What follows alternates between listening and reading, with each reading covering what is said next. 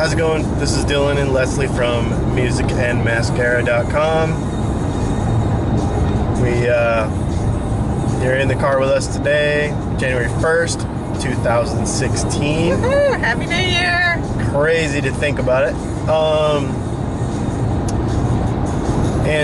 Talking about your business and our business and what are we doing to keep things rolling and on into the new year, maybe some ideas and goals and stuff that make you think. So yeah, that's what we're doing as we just drive around in the car checking out stuff. I don't know, what do you want to talk about? Do we have anything new to share? Talking about goals. It's January 1st. I go left, Left yeah. is this is Washington Road if you turn left. Oh yeah, okay. Well, first of all, continuation, just an update continuation from the last episode about engagement for boiled peanuts. Hashtag not really from the South. I love it. What are we doing here? Whoop. Alright, so start over because we're going to have to cut all that out. Oh, okay. I got distracted. Many way stop sign. Okay, so last week we talked about the whole content versus, just promoting yourself. Promotion versus interaction. Engagement and interaction. Right. And I always work hard on that, but I really paid attention to it since our last video. And I coupled that with another thing that I wanted to mention today is video content is probably the highest. Now, me and you have talked about this. You're not a real video learner. I'm a video learner. There's many people on the internet that want to watch videos. And they want to watch short videos. So this minute and 30 thing that I've been doing, every video under a minute and 30 seconds, has been absolutely huge. So I couple that with the engagement and interaction thing, and I have a video this week that went 11,000 views in 24 hours.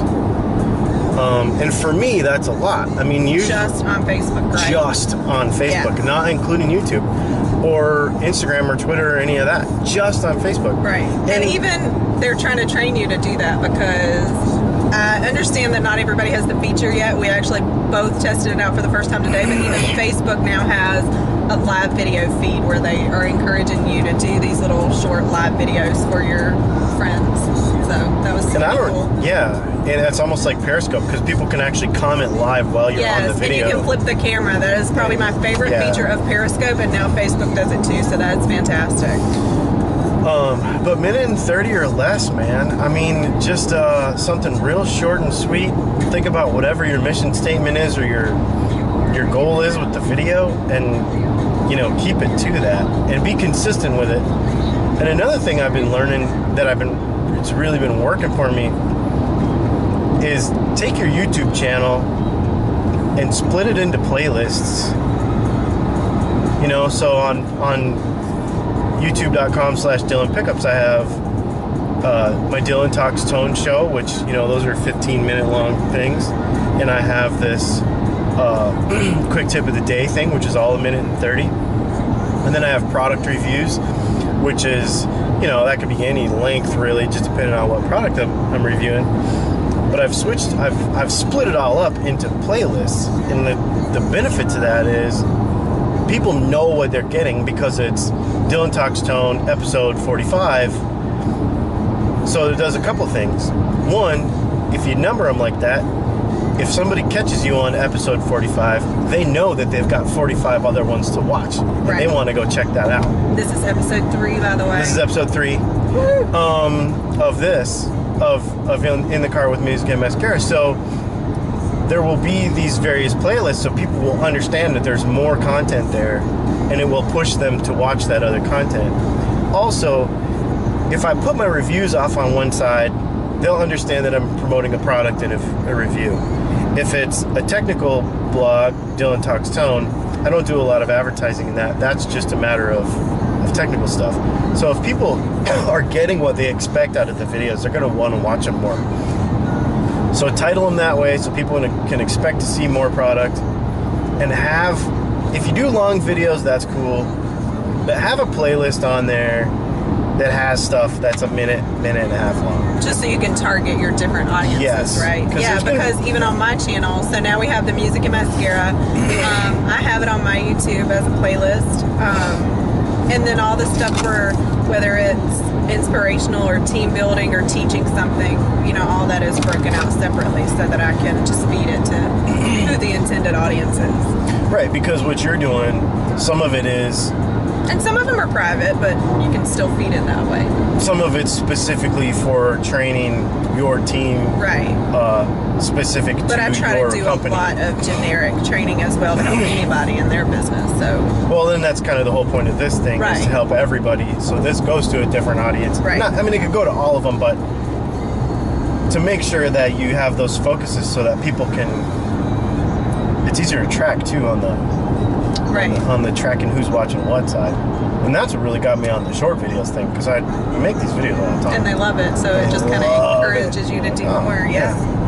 And these are going really good too. Oh yeah, thousands of views. And we really appreciate the shares too. We're getting a lot of shares, which is cool.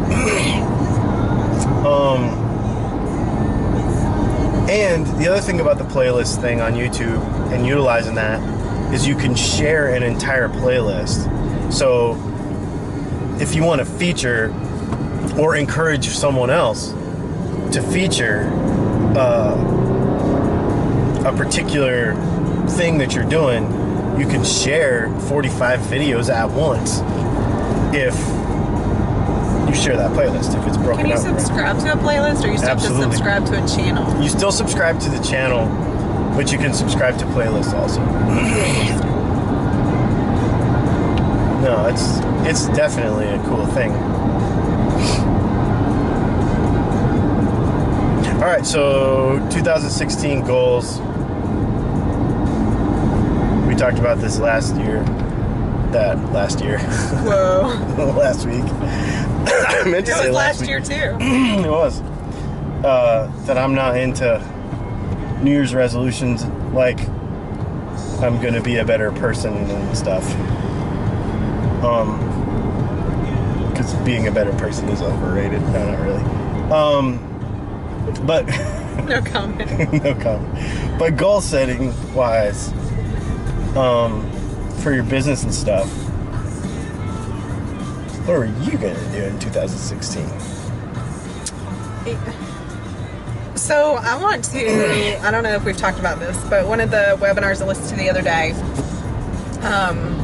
just really kind of stopped me in my tracks. Like, I don't want to just say what I want, because how am I going to get there? So her thing was, and I shared it with my team. What does that mean? I'm going to explain it. Okay.